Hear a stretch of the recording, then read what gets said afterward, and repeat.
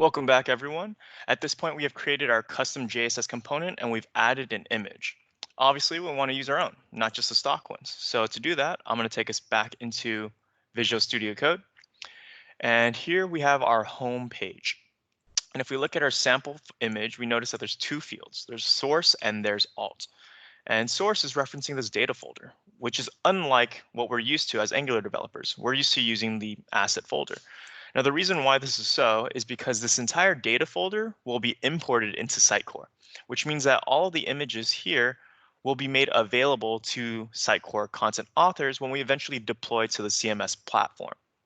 So if we wanted to add our own images, we would need to place them here. So I'm going to go ahead and find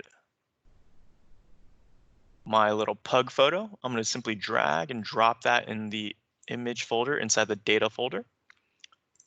And here we have our cute little pug, which we want to display on the website. If I go back to the YML, I'd simply need to update the path and update the alt field. Great. Now, before I go to the website, I want to just quickly make some modifications to the presentation. Now, JSS comes with Bootstrap, so I'm just using the image class here. So if we save that, we should see our pug displayed here. And there we have it, our own images on our own custom JSS components. So let's take a quick recap of what we've done today. We first leveraged the CLI in order to generate our own components. That created this Angular component here, as well as the definition, the Sitecore definition. And in the Sitecore definition, we decided to add a new field type. In this case, we decided to use image.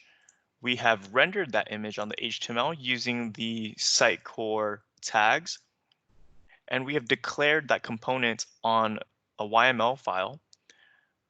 And in our case, we decided to add our own image and place the image in the folder so that it's ready for import.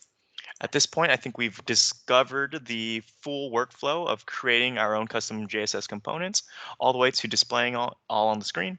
I hope this has been educational and useful, and I hope that this has accelerated your learning and moved you faster in your journey to Sitecore JSS. Thanks.